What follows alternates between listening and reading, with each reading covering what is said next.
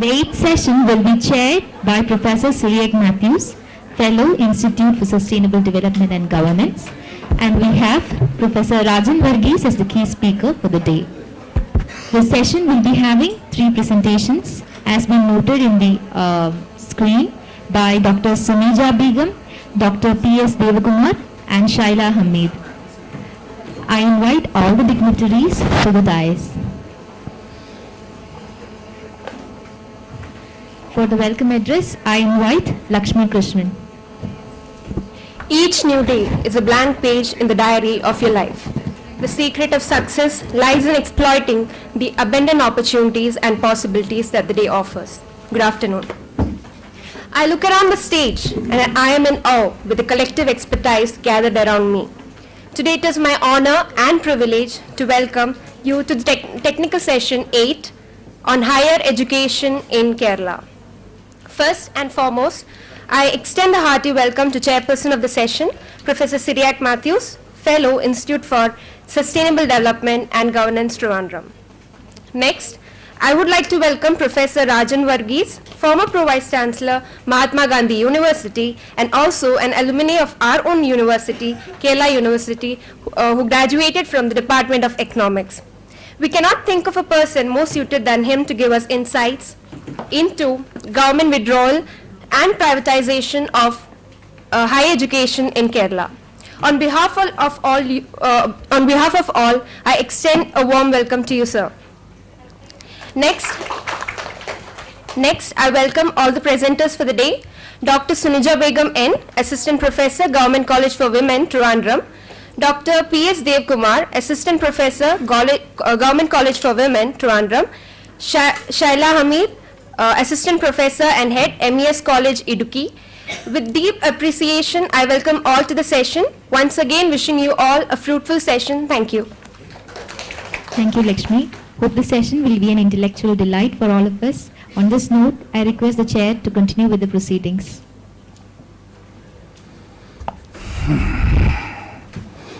Hi everybody, I'm back on the chair again. This is a session addressed to higher education in Kerala, a broad spectrum theme for which we have a very eminent speaker, none other than Professor Rajan Varghese, who was constantly associated with teacher organizations. And to set a prelude to the whole issue,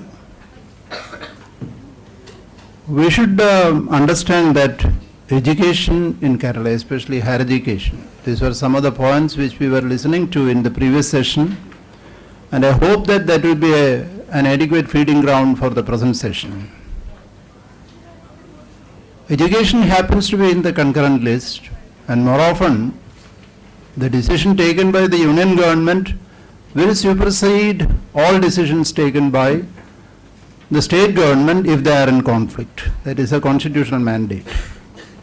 Unfortunately, the National Policy for Education, NPE 2016, is yet to come up. They appointed a committee under the chairmanship of T.S.R. Subramaniam. The report came, and as it happens in India, most of these reports are either shelved forever or mercilessly rejected. Or you can find some reports suddenly resurrecting from the grave when the political context changes. So such a thing happened with the Mandal Commission report. And all what we have, I don't know if my information is adequate enough. Once you search the website, you find a 43-page document, interestingly titled Some Inputs for Draft NPE 2016. Not very sure about what they are saying. So this is a state of events we have. Education, higher education especially, is a sector which is not adequately attended to. Anyway, that was by way of setting a prelude. May I now request Professor Rajan Varghese to address the audience on government withdrawal and privatization of higher education in Kerala. Professor.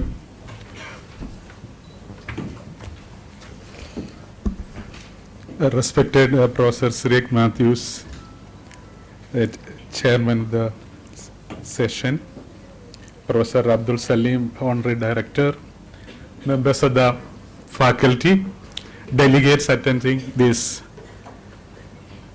international seminar.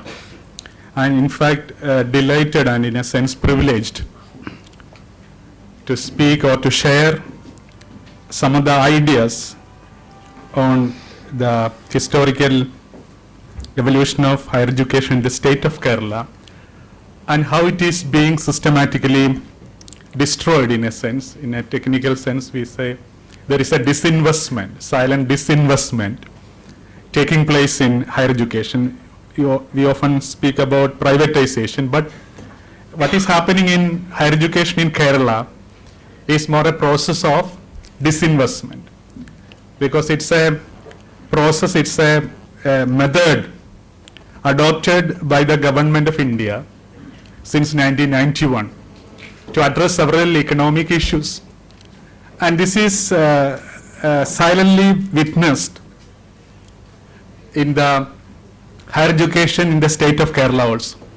When you have disinvestment of the public sector, there is some hue and cry, at least by the workers who are in that industry.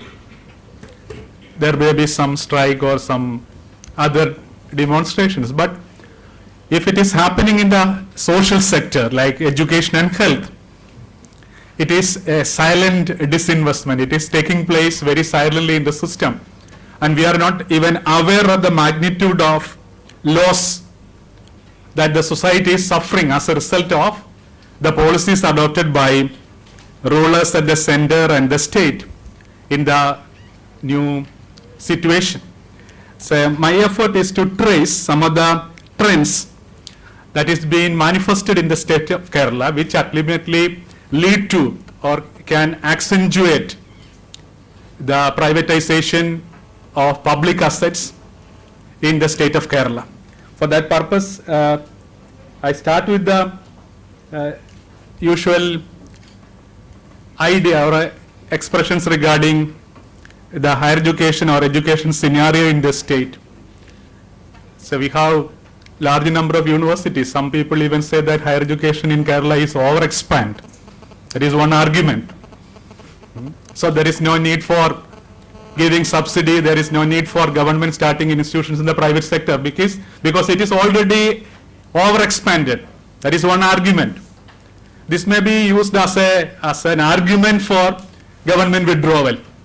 For example, if you examine, apart from the other statistics, the GER, which is a measure of the participation of the youth in higher education, we always say that the GER in Kerala is higher than that of the GER at the national level.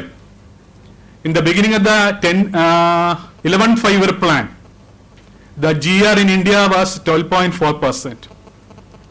That was why for the inauguration of that 11th 5-year plan, the Prime Minister at that time said the 11th 5-year plan is a national education plan. As students of economics, we used to say that the first plan was for agriculture, the second was for industry. Today, we have reached a stage in which the bulk of our resources are earmarked for higher education in general.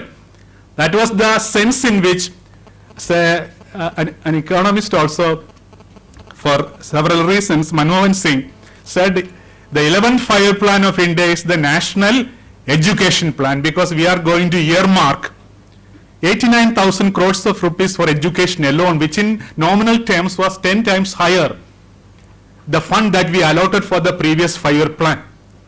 So at the national level, there was a great concern for increasing the GER, that is the proportion of youth in the 18-22 age group, which is taken as an index of a country's preparedness for initiating economic development.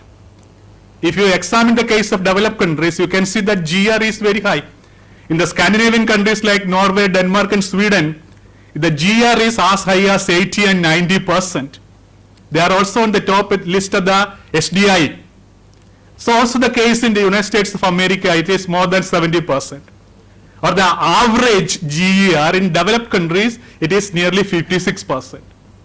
In the developing countries, it is said it is 18%. And in India, when we speak of reaping the benefits of demographic dividend, So we were in a situation in which we were able to provide educational opportunities only for 12.4% of our youth, which means that the vast majority of our youth are not entering the portals of higher education. It was in this context that we, at the national level, tried to earmark lot of funds, at least on paper, for expansion of higher education. At that time in Kerala, the GR was estimated as 17%. And today, some of the estimates say that the GR in Kerala is 24%. UNESCO report on education actually argues that if you want to initiate a nation into a successful growth trajectory, you have to earmark, you have to ensure at least 20 to 24% GR. Only such countries can successfully initiate the process of economic development. It may be in this context that some of our policy makers, some of our economists, they have commented. For example, even J.B.G. Tilak at one point of time commented that the higher education situation, according to some estimate, is overexpanded. He argued that it is not the real thing. So you have the parallel system of education, you have the private registration. All these, if you add together, that may sometimes present a figure, say nominally higher than the national level. But this does not mean that higher education is overexpanded in Kerala. There is still scope and need for protecting and strengthening the higher education system in Kerala. Or it is in this background that we try to discuss or place the effort made by universities, the government and the state and the central government in disinvesting or privatizing major areas of higher education. You have the statistics. For example, say, as a teacher from the aided sector, say, I used to emphasize the role of that sector more than any other sector. Because higher education in Kerala, we say it is not confined to the teaching departments of the universities, where only less than 15% of the students are enrolled. In India, we have a tendency to glorify IITs and IIMs. We attract only less than 2% of the eligible youth. The vast majority of our teachers, students, they are actually dependent on, they are working on, they are engaged in the affiliated colleges. So the university system actually consists of both the departments in Trivandrum and also the affiliated colleges. In Kerala, we have nearly, say, and coming to the case of only arts and science colleges, today we have, say, 152 private aided colleges and 58 government colleges. It was during the last 5-year period that there is some increase in the government colleges in the state, which was stagnating at nearly 40. And similarly, the number of aided colleges, it has been remaining stagnant at 150 for a long period. So if you examine the structure of higher education in the state, we can see that we have nearly 14 universities, only 4 of them are affiliated universities, and the major share of teaching learning, and to some extent some of the departments in the affiliated colleges can claim superiority to the research departments in several universities in the state. So teaching, research and extension activities, at least even for the name's sake, is taking place in all areas. So our higher education system is a system consisting of the university system and the vast number of affiliated colleges, especially the aided and the government colleges. What about unaided colleges? The number is increasing day by day. It is said there are nearly 385 of unaided arts and science colleges. The number is not, so I encountered with some of the universities, they say we are taking the list, we have management, we have engineering, so the unaided list is a separate list. So anyway, in Kerala we have a situation in which a very cannot say developed, a system of higher education in which lot of public funds are invested in the development of universities and in the development of aided colleges and the government colleges. These are actually the backbone of Kerala's higher education system. And because of the policies followed by the government from time to time at the center and the state, there is a continuous what is called privatization, disinvestment taking place in this sector. That is my argument. And about student enrollment, I have told you about these figures. The total enrollment is 3.78 lakhs students. I said 12.96% are enrolled in the university department. This is UGC's report. And 87% of the students are enrolled in affiliated colleges. This is interestingly in line with the All India pattern also. Kerala's division of students between universities and affiliated colleges are in line with the All India pattern of division. And Kerala's GER is 25%, and in Kerala, at the national level, it was 12.4% at the beginning of the 11th plan, and the 12th plan it is 17%. No meaning in saying that we students of economics, we had the habit of linking statistics and to 5-year plans, but gone are the days of planning. But still these ideas may come up on and often. And coming to the college education scenario in the state, they have 4 important features. One is the role of the government in college education is limited. That is, out of the 210 colleges, only 58 of the colleges are in the government sector, arts and science. That means only 27% of the college higher education is directly controlled or in the government sector. You have the dominance of the private sector.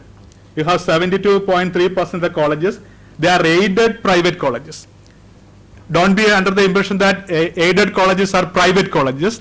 They are actually public assets.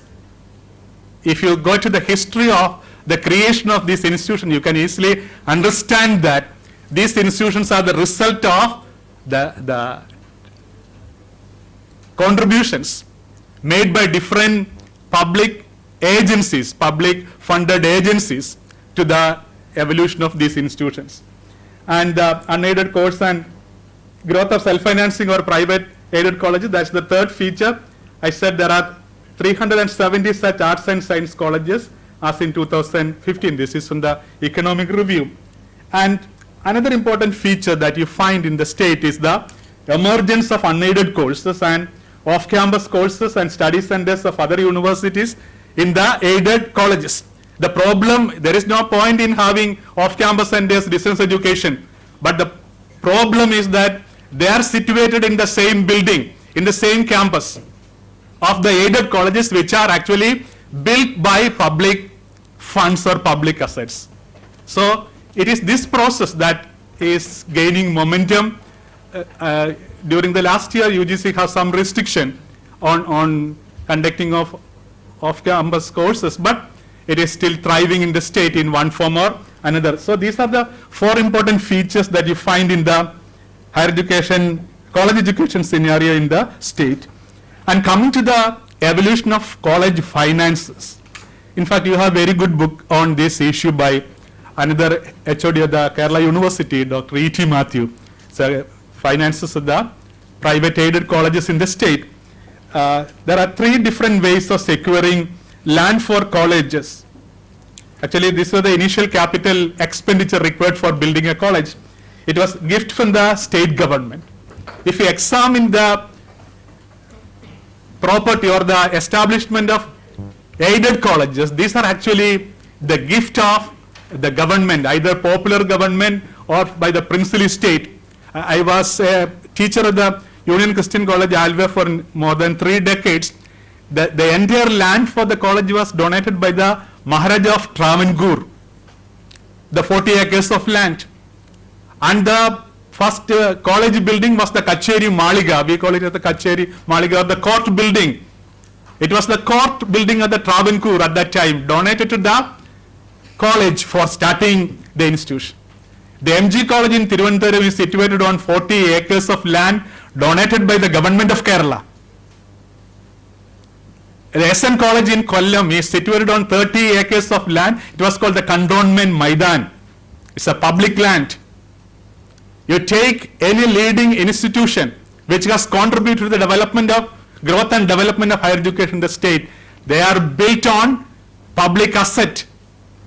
And you have gift from private individuals. I have a list of such institutions also. Say the first college, as you know, it as far back as 1813, the land for the old seminary, Syrian College Kottayam, and about a quarter of a century later the CMS College Kottayam, and in recent times the MG College, the Srinarayana College.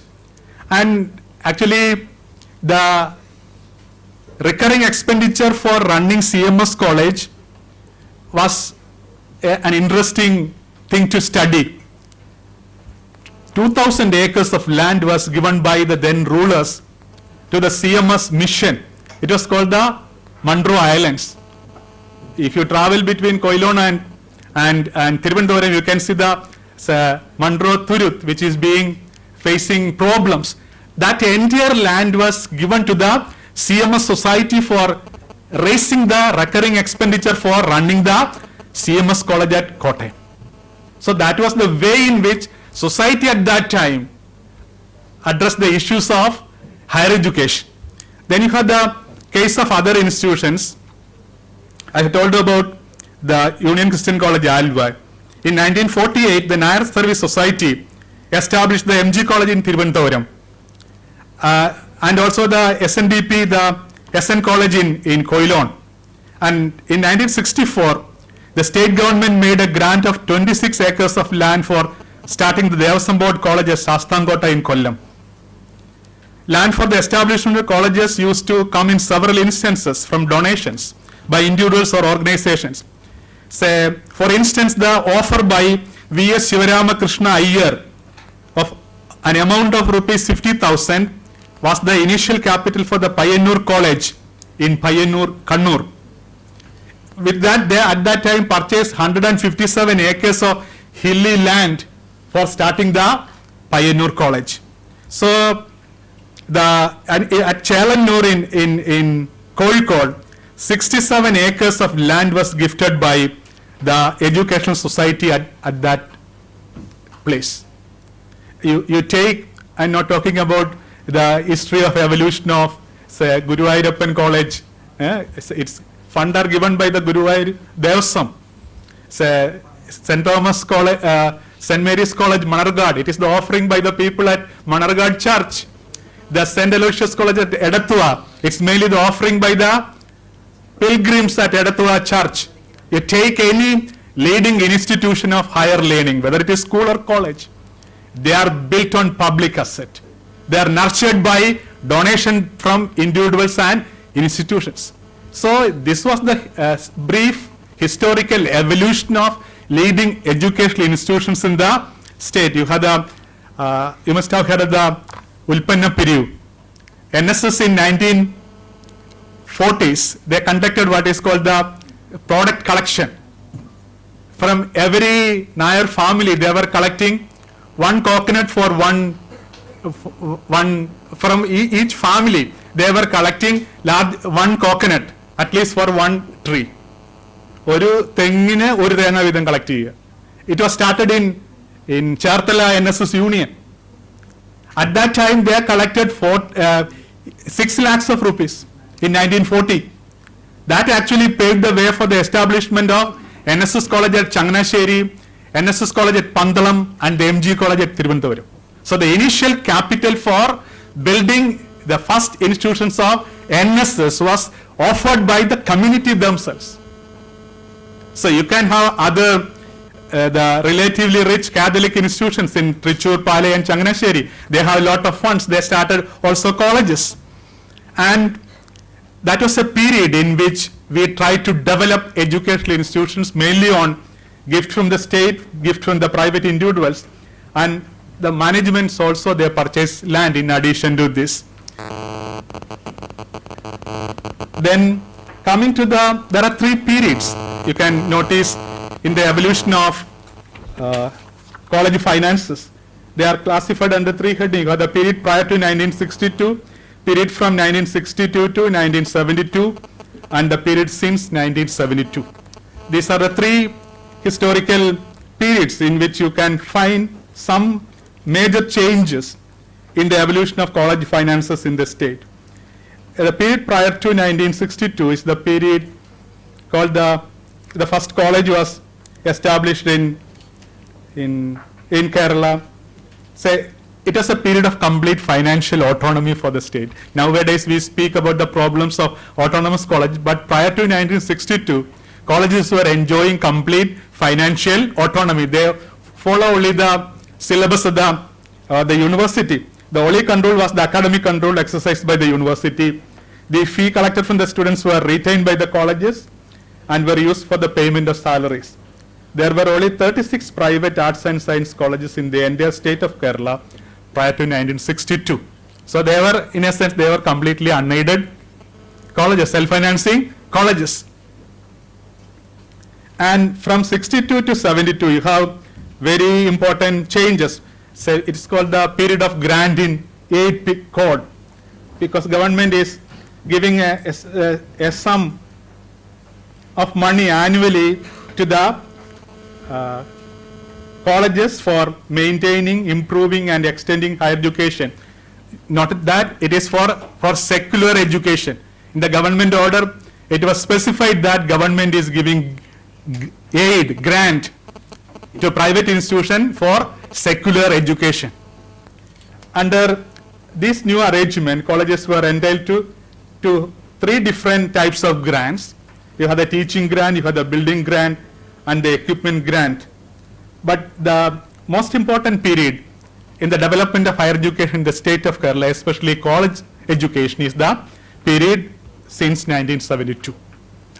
There was a very historic, say, agitation by different sections of society, which finally resulted in what is called the direct payment agreement. Government came to an understanding with the private managements. They have decided to pay the salary and expenses of the teaching and the non-teaching staff, but the college has to follow certain norms with regard to appointment of teachers and admission of students. So teachers usually remember this direct payment agreement in the name of their privileges, that their government, they became, say, people who are getting salary from the government. But the direct payment agreement of 1972 is historic for students also. It was in 1972 through this direct payment agreement that you find the division of seats between different sections of students on the basis of merit, or what we call inter-se merit. 50% of students should be admitted on the basis of merit. Say 20% on the basis of community rotation, SC/ST, 10% for the community which is running the college, and you have 20% for the management. So you have the division of total seats in a college based on social norms, based on merit, was also the outcome of the 1972 direct agreement, which most of the colleges, they observe in violation.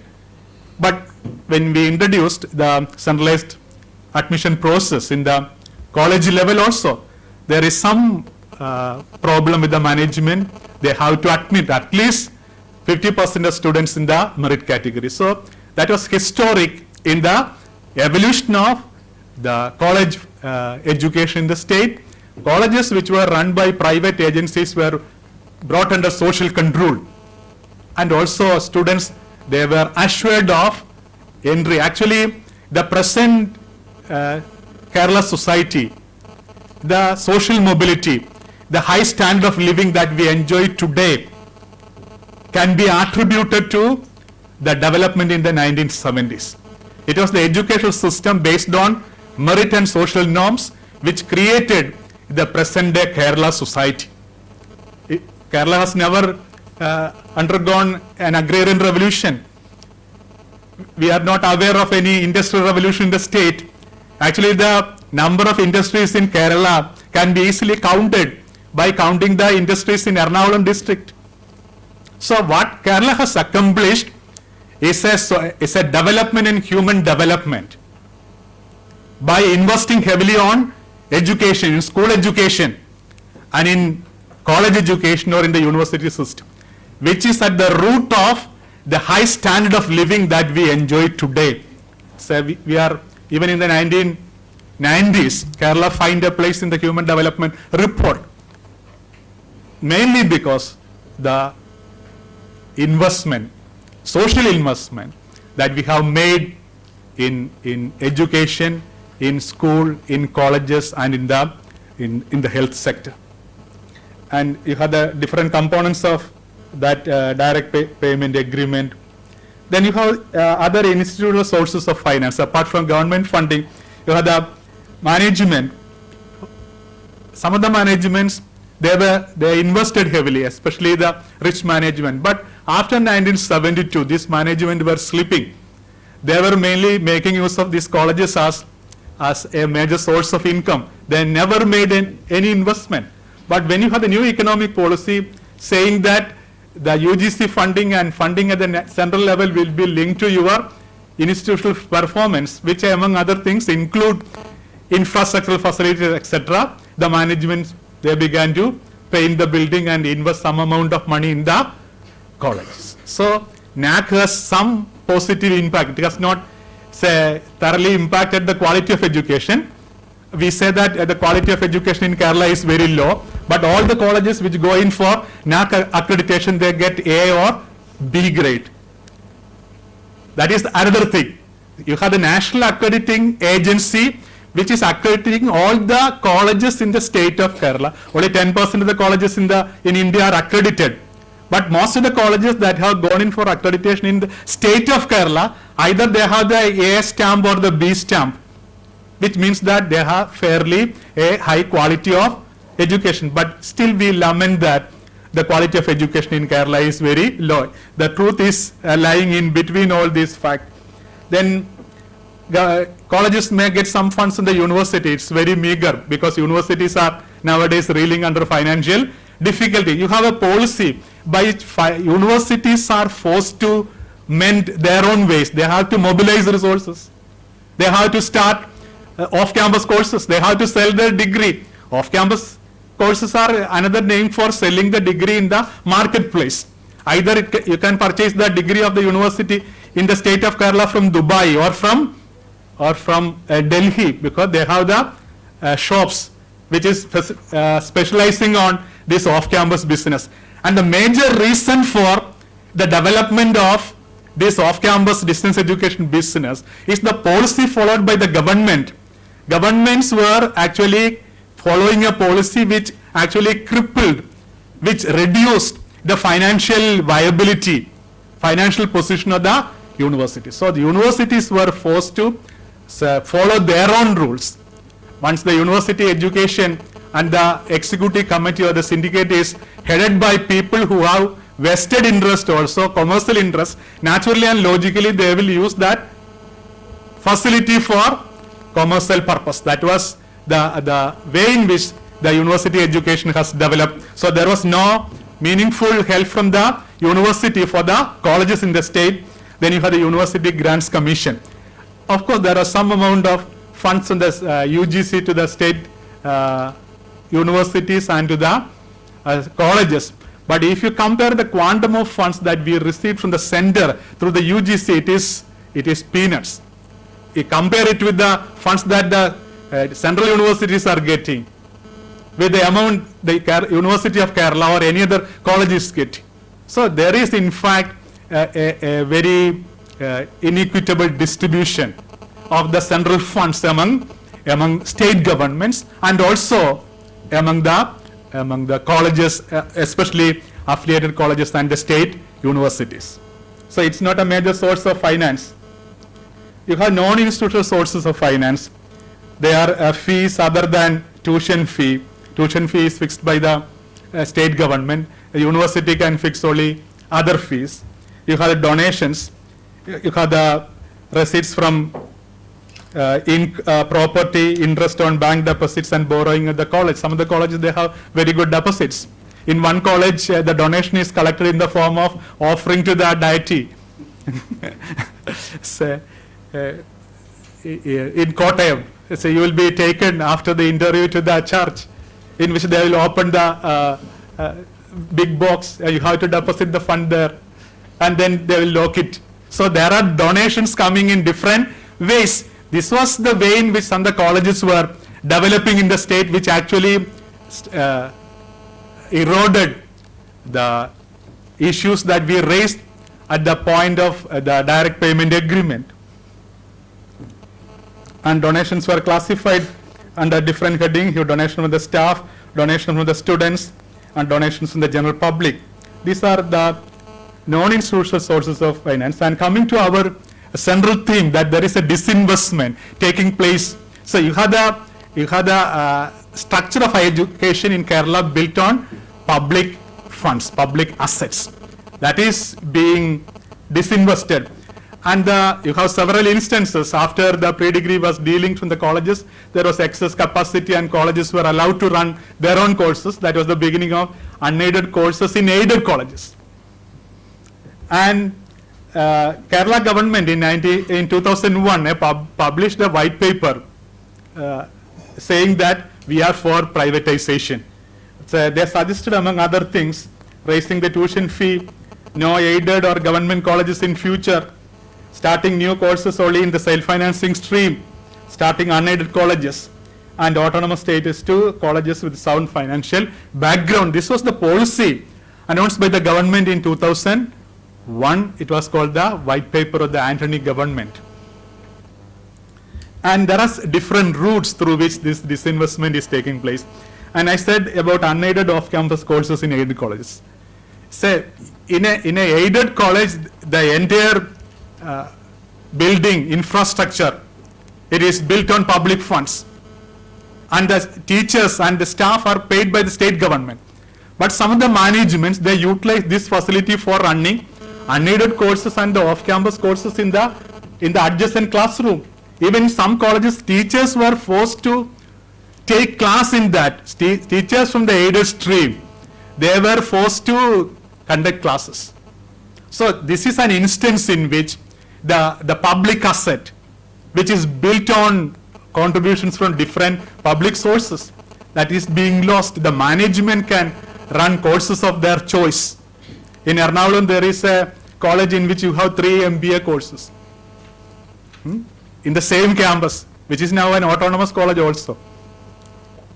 So you have the MBA, you have the PGDM, you have the tuning program. That 1 year you will be studying in Kakinad, another year you will be studying in an American university. The fees is also very attractive. It is 18 lakhs of rupees.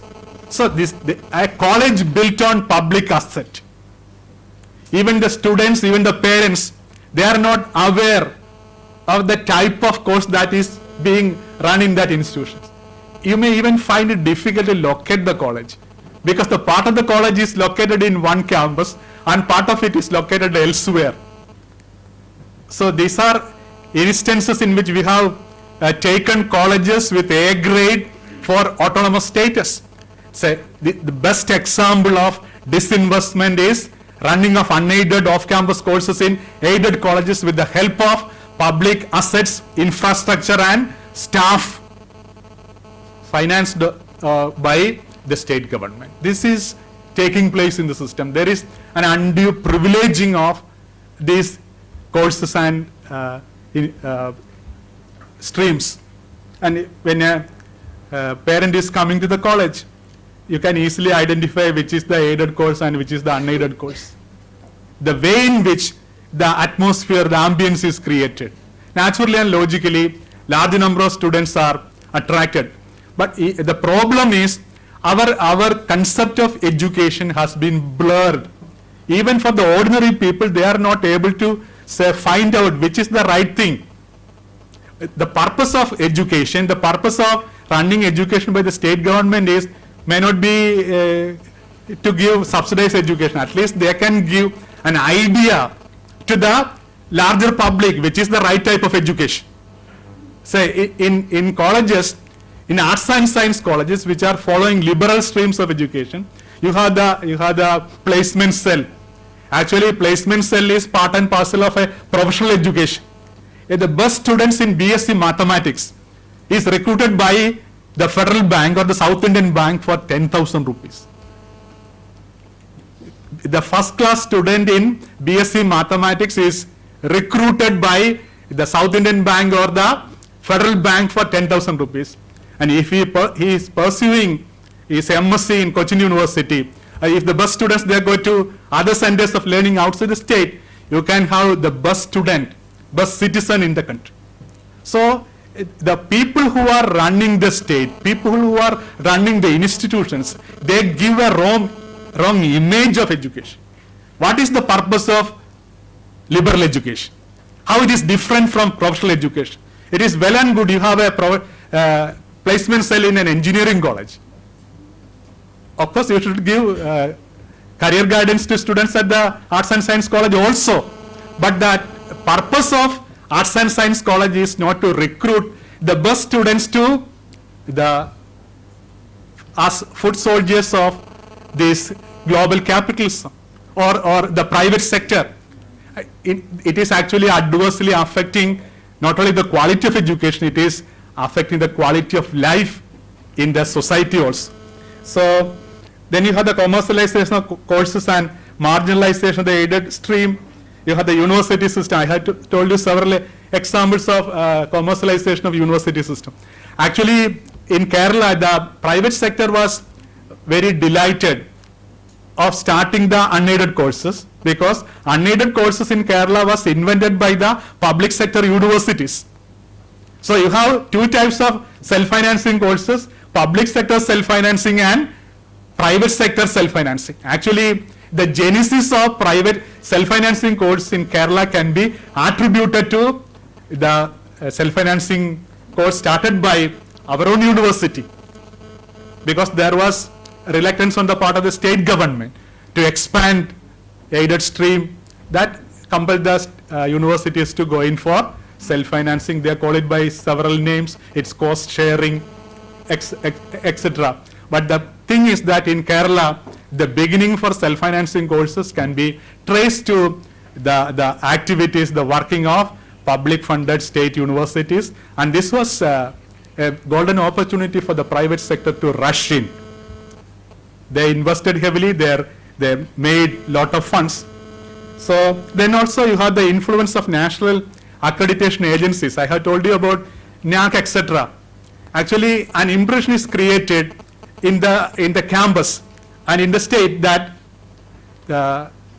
you cannot survive without understanding or without going in for some of the specifications of national funding agencies.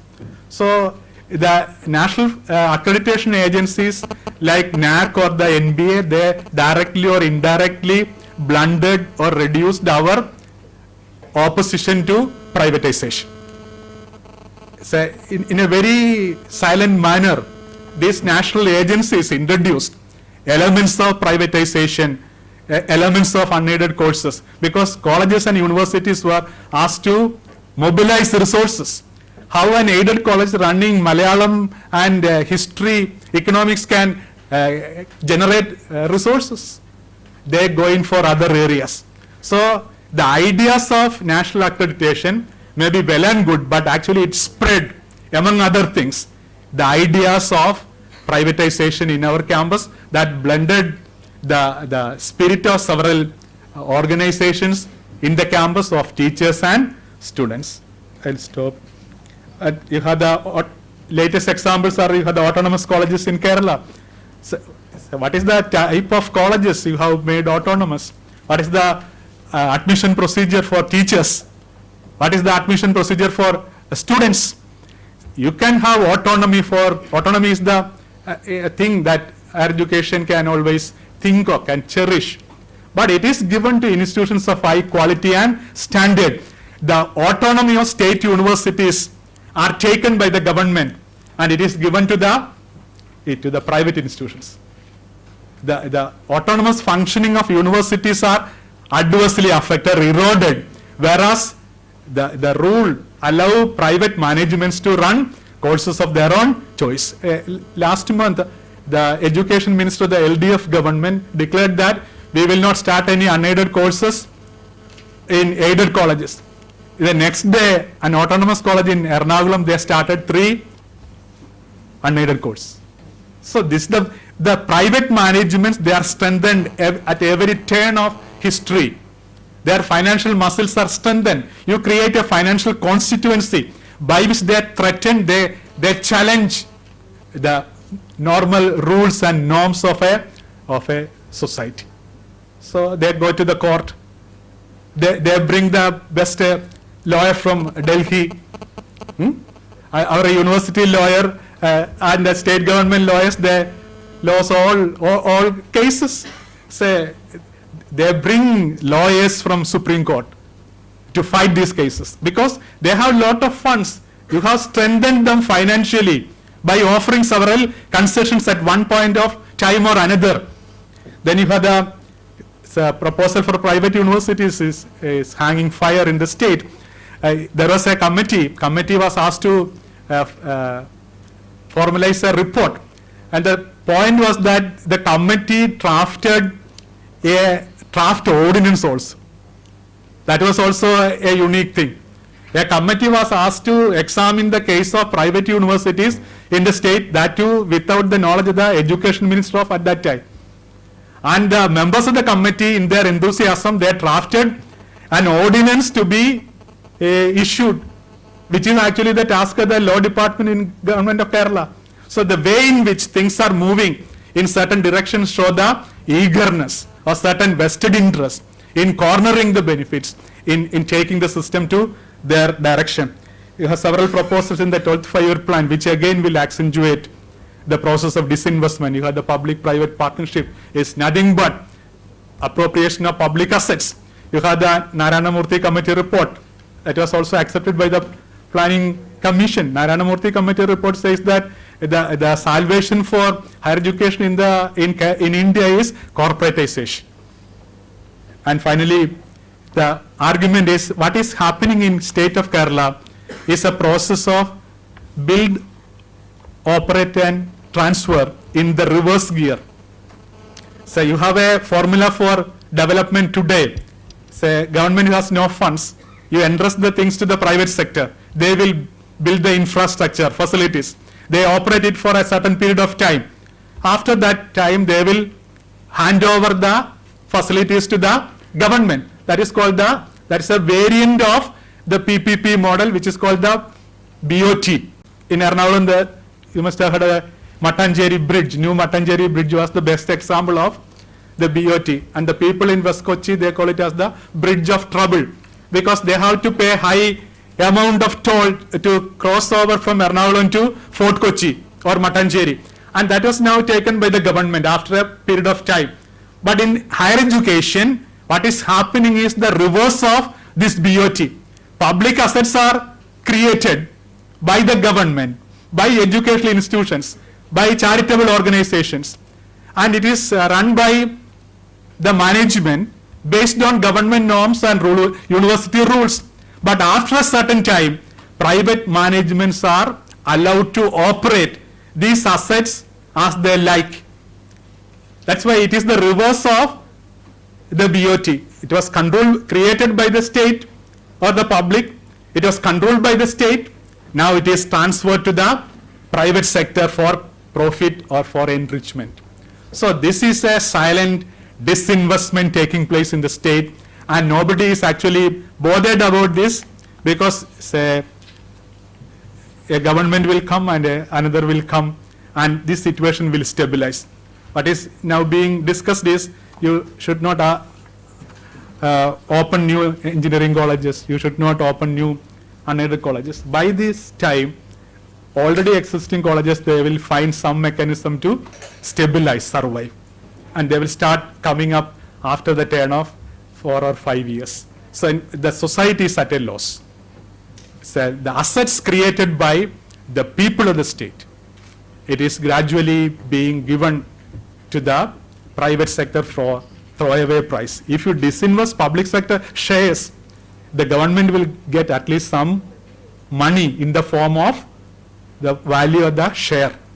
But if you disinvest the higher education sector, nothing is gained by the society. Society is completely at a loss. These are some of the trends that is being witnessed in the state. This is for your deliberation. Thank you.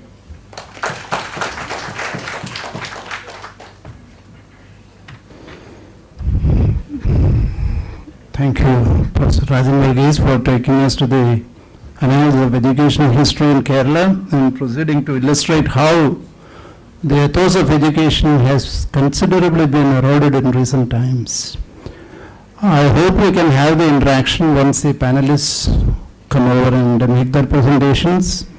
And I invite Dr. Sunija Beegum, Assistant Professor, Government College for Women, to make her presentation. She will be talking on the role of private institutions in promoting higher education in Kerala. Yes. Respected Chair, Suresh sir, Rajan Varghese sir, delegates, dear students. First of all, I take this opportunity as my privilege, and I thank Dr. Abdul Salim for giving such an opportunity. My paper is regarding role of private sector in promoting higher education in Incidentally, Kerala. Dr. Sunija, I wanted to, there is a time constraint.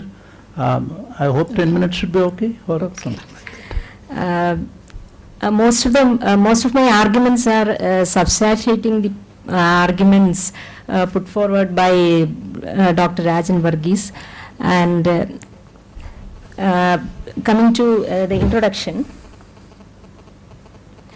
Kerala is well known for its high literacy in primary education among the Indian states, but in the higher education scenario, sir said that we are not over expanded.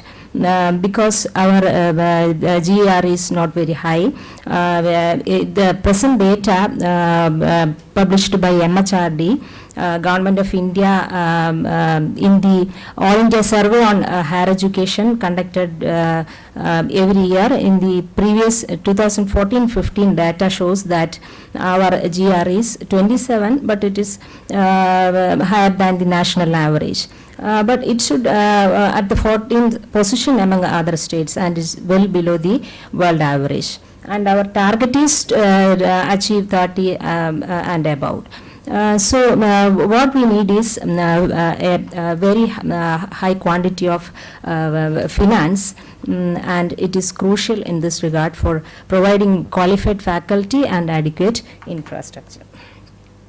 In the financing field, we can see that government and private sector joins, and in the government sector the problem is paucity of funds. It is shown by various data published by central government and state government. In Kerala's GDP share is also very low. Falling share of central funds shows that, and also the non-governmental funds like fees and others also disturbs government's financing sector. So this poor cost recovery in government sector and also the policies at the central level after 1990s involuntarily paved the way for private sector for meeting this rising demand. And the private sector institutions provide access to various courses concentrating especially on professional education, and they rely their student funds for meeting their financial commitments. The poor student support programs and high fee rates in the private unaided sector act as hindrance to access of students of poor economics backgrounds. The effect of these mushrooming institutions are excess supply of engineering graduates, rising failure and dropout rates, and increasing inequalities. So lack of proper regulatory mechanisms also creates concerns such as low quality, blurred admission procedures, and exorbitant fees. In this context, my study attempts to discuss some objectives such as the status, analyze the status of higher education in Kerala in terms of enrollment and funding, and the role of private sector in promoting higher education by pointing out some merits and demerits, and also trying to discuss some alternative measures. And it is based on secondary data. Regarding the status, we can see that number of higher education institutions in terms of universities, it is 18 and its rank in India is only 19. In terms of colleges, 1,140 colleges including government and private, and it also only our rank is 10 in India. In terms of GR also we can see that Kerala's picture is not good. We have to go beyond this 27 level. In terms of course-wise enrollment, we can see that the 70% of the higher enrollment is for undergraduate courses only, and for other courses like for research it is very low. Enrollment in PhD and MPhil courses are very low under regular and university department. It is only below below 1. And in terms of funding, we can see that the percentage of GSDP allotted to higher education is very low than the all India average, and in the case of sectoral contribution of education expenditure, elementary, secondary and tertiary enrollment sector contribution of expenditure also shows that higher education lacks very low share. In terms of real expenditure, in nominal, in real terms, we can see that the spending in nominal terms it is increasing, but in real terms it is very low, very low. In case of fees and other incomes also, especially that this data shows in general education only, for arts and science education, from the Kerala budget sources of revenue we can see that it was diminishing over the after 1991 onwards. So in this context, the financing problem of government automatically paved the way for private sector in Kerala. So what are the peculiarities of private sector unaided colleges in Kerala? They are promoting access in terms of number of colleges and enrollment. Of the data shows that of the total 81% of the colleges are private and enroll 84% of the students, and university wise distribution also shows that 68 under University of Kerala, 71 Calicut, 68 MG and 96% of the CUSAT are self-financing. Course wise distribution also shows 93% of the engineering colleges, medical college, 56% of the medical colleges, 86 of the dental and 91 of the pharmacy colleges. But one important feature is that only 24% of the arts and science colleges were self-financing. In their fee structure, we can see that there exists a very high disparities in fee rates between the government and private sector. The seats are shared with government on 50-50 basis.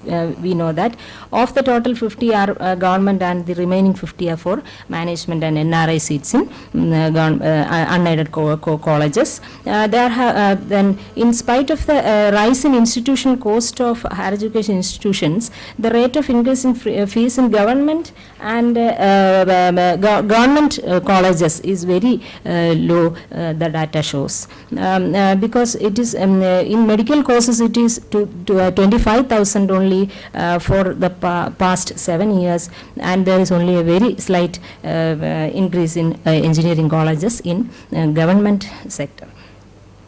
Regarding the regulation of the private sector unaided institutions in Kerala, we can see that there is a fee regulatory committee under the Section Act of 19 of 2006, Government of India. In Kerala also we have committees for regulating this. In 2016, Mr. James Committee was formulated, and the aim of the committee is to ensure transparency in in the admission process on the basis of merit, applications, giving applications, submission of the same by the candidates only through online, etc. Fees shall be regulated by the committee or as contained in the consensual agreements between Government of Kerala. And it is also instituted that no college shall collect any fees in excess of what is prescribed by the authority. But what we see is that despite all these stipulations, the unaided managements who are not in consistency with the government sector conduct admissions and collect fees as per their own interest, and also capitation fees are collected, which is prohibited through Government Act. And we have also, with the existing issues, Government of Kerala is also promoting certain new initiatives in this private sector. Sir has pointed out that Private Universities Act, private universities regarding a report which was submitted in the Higher Education Council, and there was an ordinance also passed. And in case of for collaborations, Global Education Meet was held at Kovalam for setting up academic city, international higher educational academic zones, etc. And the arguments put forward are increasing number of students going from India to enhance employability of the students, to strengthen the existing international collaborations for student exchange, faculty exchange and research with universities, lack of opportunities for international education for economically and socially backward students. These are the arguments they are put forwarding. However, there was a protest by students, teachers and education staff of Kerala arguing that it is nothing but a meeting to give a free hand to investors in fixing fees and admission procedures. So there are a lot of issues in private sector higher education in Kerala. Quality is an important problem. There is a rising percentage of dropouts and failures. There are various studies showing the low quality of private sector education. In 2004 study Shivashankaran et al. And in Gangan Pradap study 2014, and also the results of Kerala Technical University also shows that only less than a low percentage of pass rates in private self-financing colleges. In terms of inequality also, there are certain studies where they are point outing the problems. George and Kumar's study shows that access to engineering, management and computer courses is limited to students belonging to rich and upper middle classes, so that employment opportunities are issued only to the elite groups. And also, as I am concluding with certain alternative strategies which are pointed out by Government of India and Government of Kerala, which are some are feasible. They are funds from external Government of India's proposals for 12th plan is funds from external contracts, consultation, training projects, short-term courses, process of rising fees, because more and more households are now willing to pay higher fees. We can increase fees, endowment and promote philanthropy in education sector, etc. And also in Kerala also PPP models are invited. We have entered MOU with a BOS group for conducting centers for technologies in government engineering colleges. And also a very important point is that government should take utmost care in selecting the type of model to be implemented. And in conclusion, we can it is essential to increase the number of institutions, but the government private sector fills the gap. There are plenty of issues regarding to private sector education.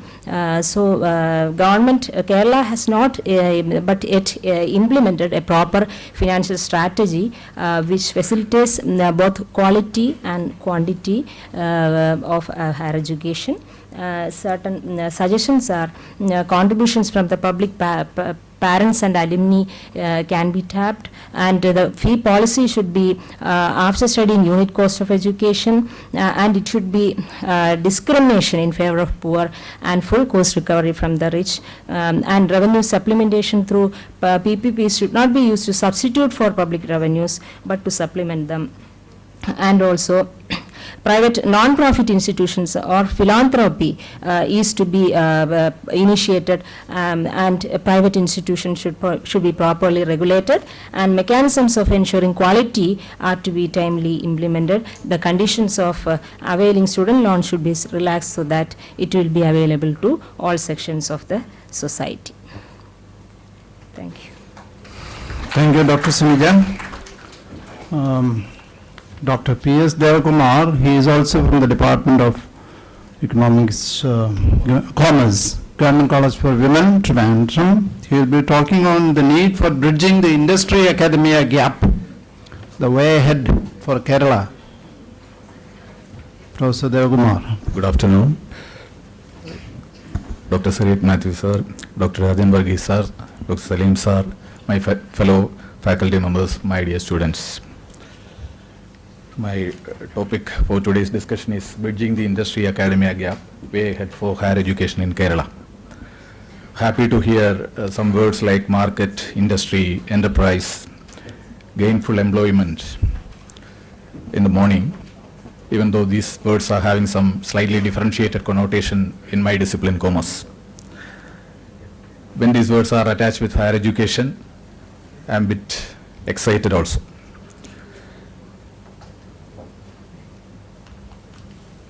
So after 69 years of independence, we have identified the need to establish world-class institutions in India. And one more thing, we are inviting foreign faculty members as well as foreign students to run these institutions. I think it is a great recognition as far as India is concerned. We have the freedom and we are enjoying that. To start with, I want to raise a question. As students of economics, do you want to build a career in your discipline? Do you want to build a career in economics? Please raise your hands. Almost everyone will be liking to have a career in economics, but unfortunately, less than 20% only will be making that goal, dream goal. So, where that 80% is landing. In fact, they are competing for jobs requiring any degree tagging. So that is an unfortunate thing. My research questions, after 69 years, still we couldn't put in place a world-class institution, and that is why we are trying to do that. No role for the absorbing stakeholder, I want to call them the industry. Curriculum is designed by academicians and only academicians. So research projects, university is not at all interested in undertaking research projects which will provide the input required for curriculum design revision and the delivery mode. No real-time feedback from the industry as well as the alumni who are placed in the industry. No mechanism, no platform available with the university as well as the affiliated colleges. And the extent of specialization as well as the multidisciplinary orientation, no justification can be put in place.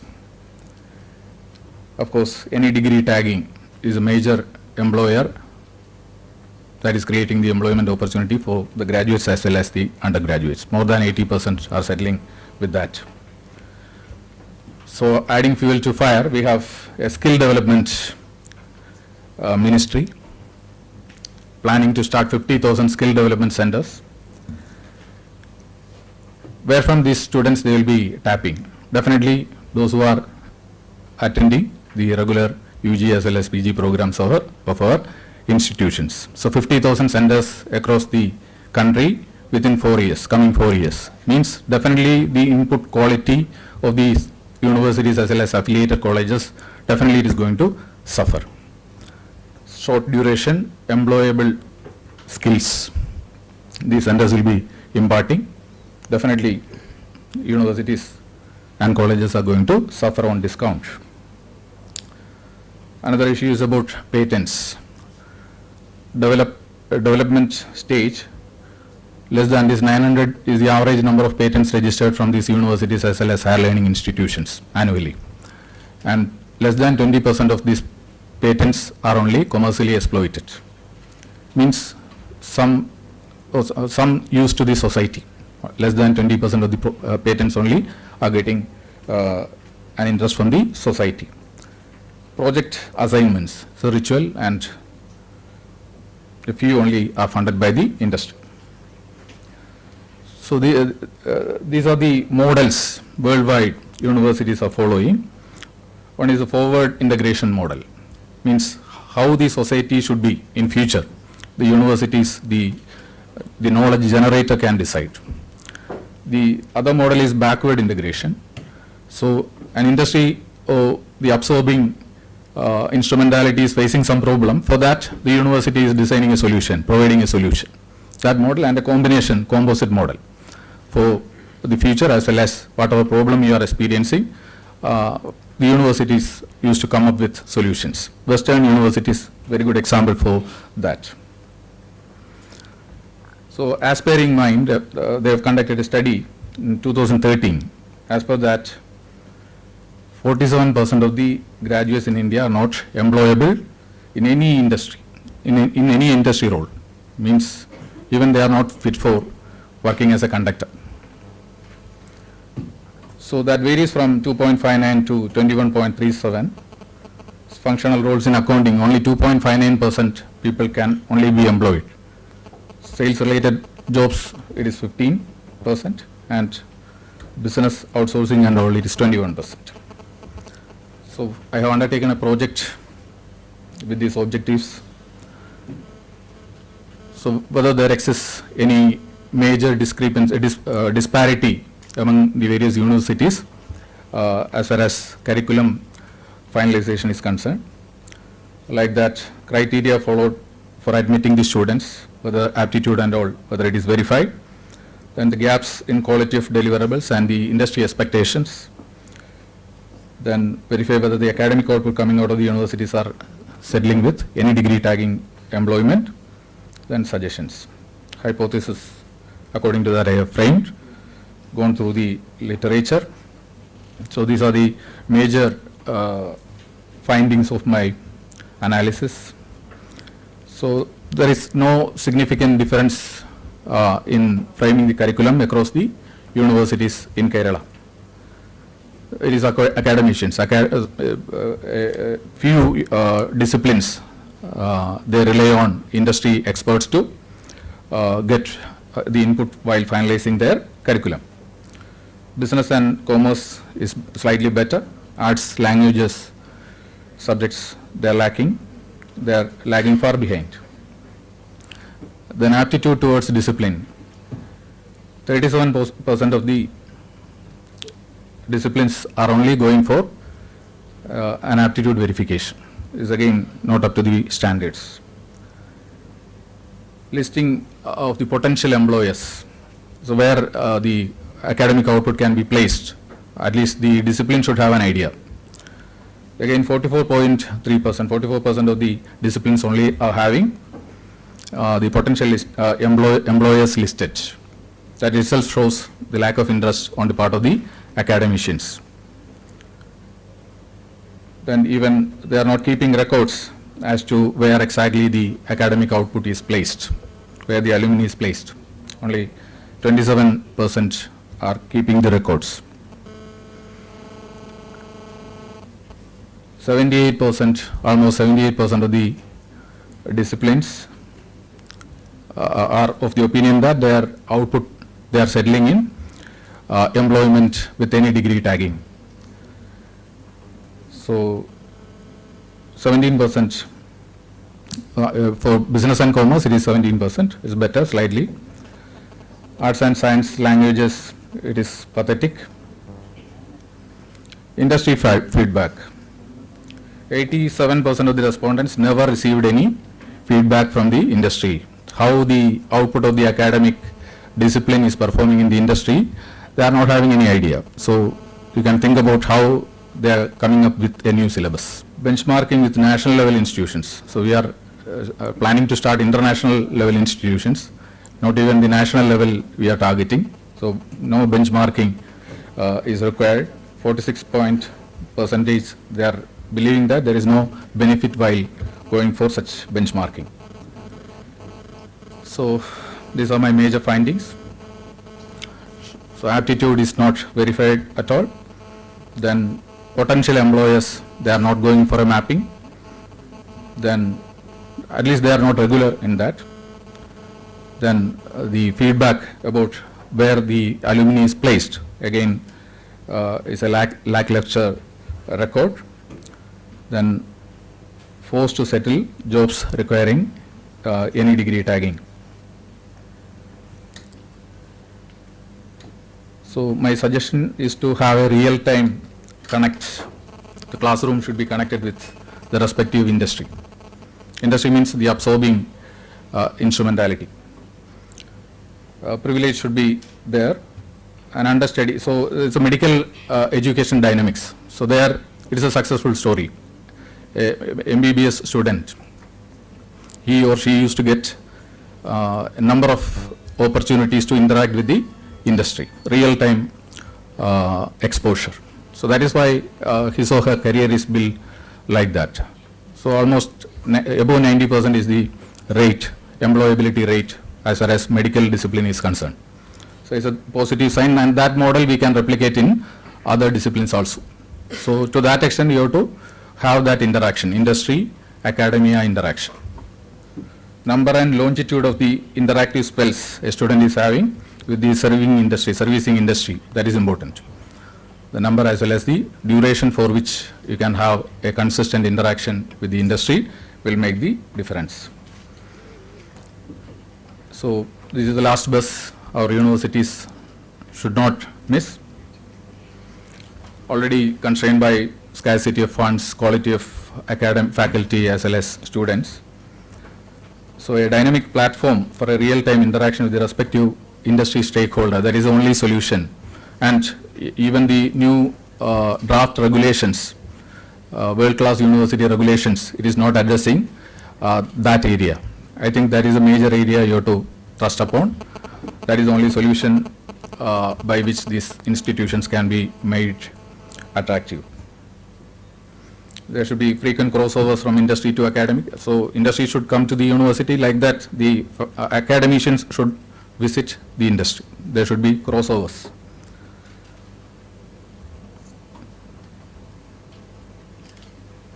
So one more suggestion I am making, it is 20%, at least 20% of the curriculum should be framed in each program according to the choice made by the individual student after submission of the project report. So project report should be made live by having a proper linkage with the industry, respective industry, and students should be given a choice to frame at least 20% of the curriculum once he is exposed to the industry to which he is assigned with a project.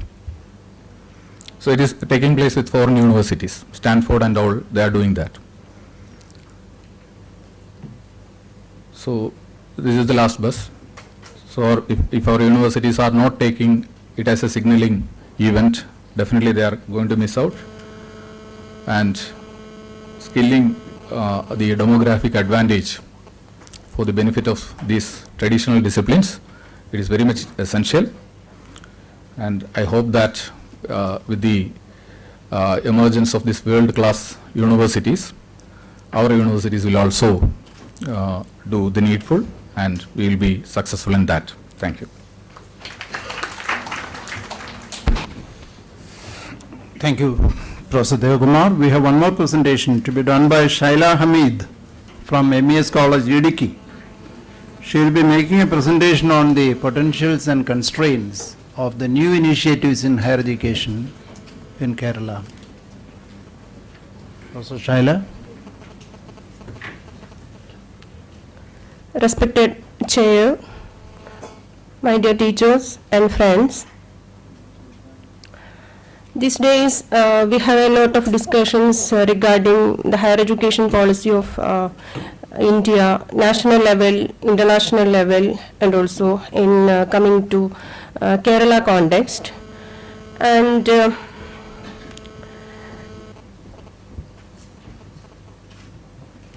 now I am focused on the new programs or the new initiatives introduced by the government of Kerala for enriching the students' capacity building and skill development and academic improvement in their study matters.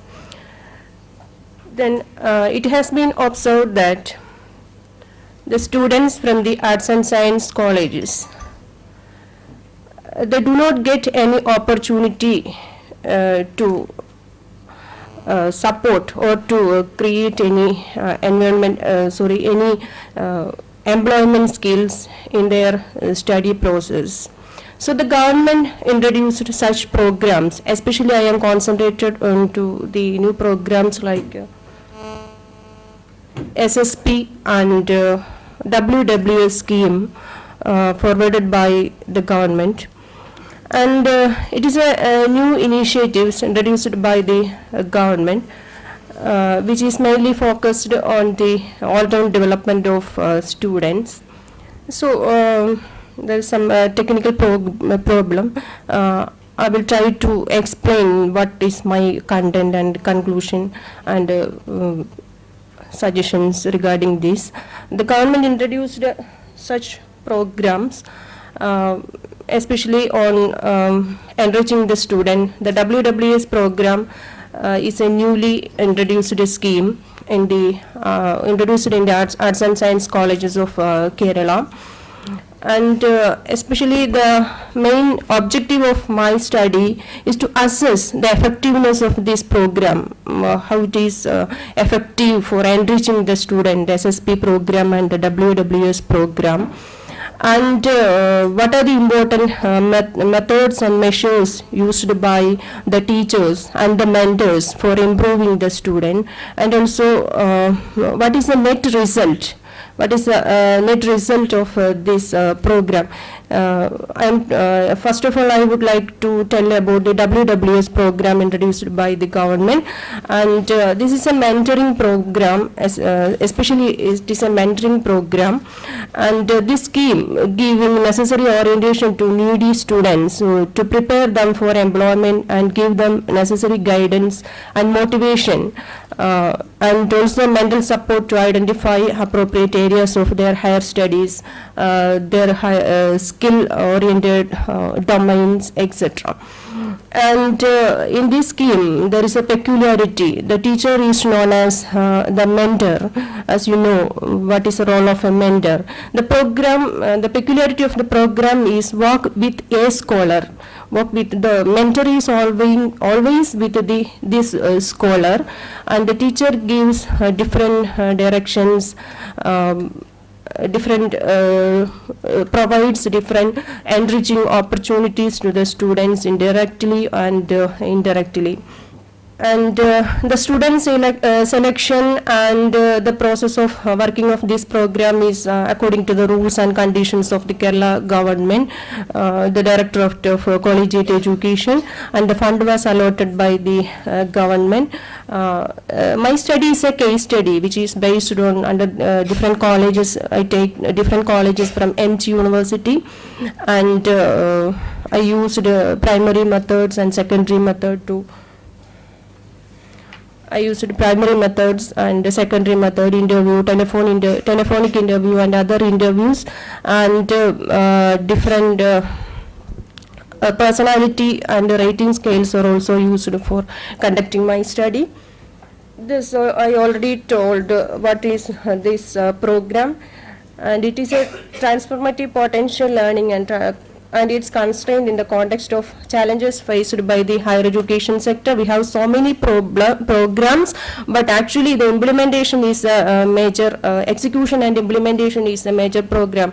Yesterday I got an opportunity to spend a lot of time with Professor Rajan Gurukul sir, and I spoke about this. The implementation of the practical difficulty for the implementation of this program. He comments to me that today this program is in such a way that we not work with a scholar, it is work without scholar. The scholar is on the one direction and the teacher is on another direction.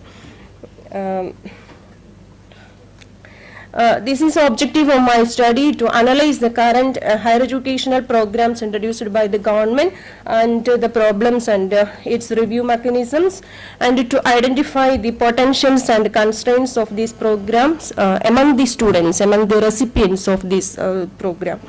And the methodology used, I already said. Then what is this program, and also I mentioned. Then the mentor is always with the student. It is a role model and act as a friend and a guide, and giving necessary guidance and orientation to needy student. And there exists a process for the selection of students among academically high academic background, and the number should not exceed to 30.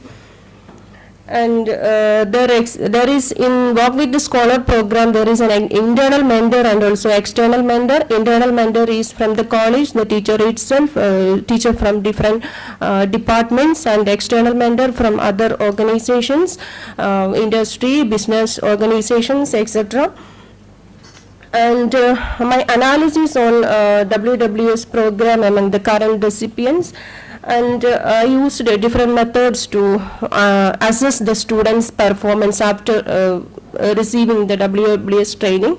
The 10% students have improved decision making only, then 50% people have improved their confidence level, and 12% people engaged in participatory activity, and only 30% of people have improved their self perception.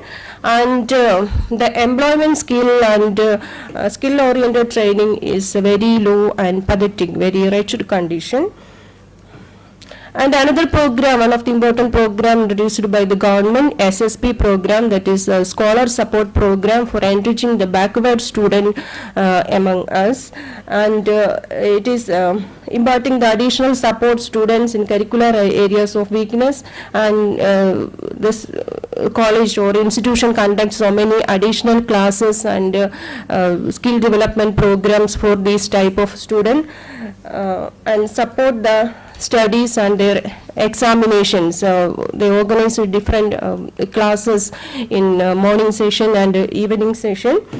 And there are so many guidelines regarding the implementation of Ssp program for the undertaking of students from different disciplines, and allotment of teachers into each category of the students, and also the marks of qualifying examinations also selected. I used different methods for their internal assessment, external and internal evaluation system that I followed for assessing the performance of students after getting Ssp training, but the result is very mild, and the students, there is no effective mechanism to know about the quantitative result of such programs. On the basis of interview with the coordinators and mentors who handled this program, my findings is the internal mentoring system should not be organized in proper way. There is so many difficulties, so many problems, and also there is no proper review mechanism to analyze the effectiveness of this program. And within this limited framework, the employment skill generation is not possible. I have another experience also, because of, in the previous week, NAC team visited our college. In between their assessment and analysis, they comment into us, that is the length of the syllabus, the details of the syllabus, and also the working hours and academic schedule, and different programs, SSP, WWS, Ssp, and bridge courses, open courses, add-on courses. Then how will you manage all these courses in this tight academic schedule? The teacher should act like a rocket or jumbo jet airways. They commented to us. So we have so many programs, but execution and implementation within this academic framework is very tedious task. And some internal mentors also not interested to give continuous nourishment to their children. And these are some of the problems identified from my study. And there are so many problems in the implementation of Ssp program, selection of students for and their weak subjects, and handling of general mentoring sessions, and not much verification from the part of higher education. They verified only the financial aspect of this scheme.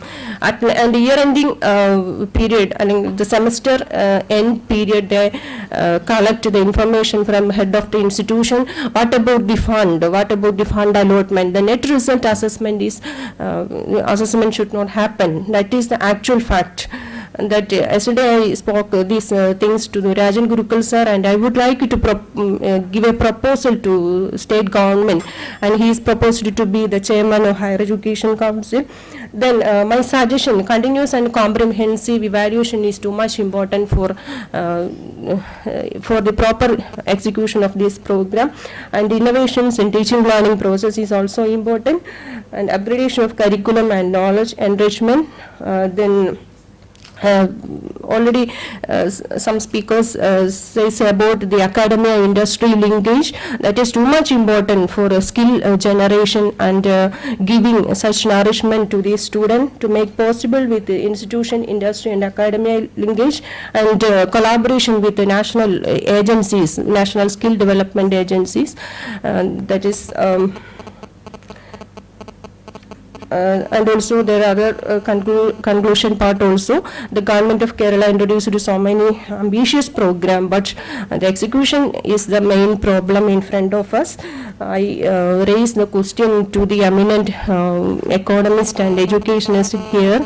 So do something. We have so many, a lot of proposals, lot of assessment bodies, lot of evaluation schemes. We always concentrated on assessment and evaluation and argumentation, but practically nothing to be happened in our education system. That is our exact problem. So please give such policy resolution recommendation to the government of Kerala. Okay, thank you for giving such a wonderful opportunity for me for sharing such dais with such eminent persons. Thank you so much. Thank you, Professor Shyla. We have a maximum of 10 minutes for interaction. Time is badly running out. Sir, only 5 minutes, sir. Huh? You only 5 minutes. Okay then. Sir, I have a question. So,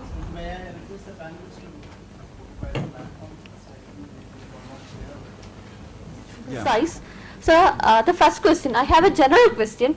So, do we actually need this management quota? Because two of the presentation in this section was about privatization of education. So, actually, for funding, for the purpose of funding, when we go with this management quota, actually, in my opinion, the quality of education is getting hampered. So, this is a general question for all the experts in this assembly to think about. Do we actually need this management quota? My second question is to Sunija Beegum, madam. Madam, why for the self-financing college, this arts and science course is less lucrative? Or why they do not invest much in arts and science college as compared to professional course? And my last question is to Shyla, madam. Madam, you talk about workbook scholar program. And that program, in my opinion or with my experience, that particular program, the selection of students is based on merit. Meritorious students are being chosen for this Walkwood Scholar program. But do we actually follow that criteria for that? Don't we need to choose the backbenchers, those who always prefer backbench for this Walkwood Scholar? Actually, these are students, we need to bring them up. So, do we need a change in the criterion to choose students in the Walkwood Scholar program? I don't expect elaborate answer, I know. I'm sorry for elaborating, and thank you. So, even I would like to pose a question. So, this is specifically to Rajan sir and definitely open for anybody. So, when it comes to fund allocation, during your presentation you talked about how effectively government took over the role of a regulator in terms of seat allocation.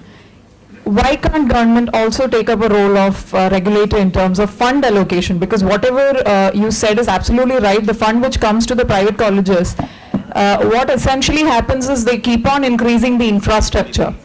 So one significant question which a thought across to every single delegate sitting over here is, whenever a new course is started by the university or any college, do we really need a new classroom or a new seminar hall or a new auditorium or a ground? Why can't we look at a shared resource mechanism, which essentially happens in Mumbai, where probably the cost of land is extremely high, and you have courses which are run in the morning and the afternoon session is being used by another set of students, a different course. Why can't we really look at this kind of a model over here also, so that duplication of fund utilization does not happen? Thank you. Sir, yes, sir. I have a question for both of you, sir.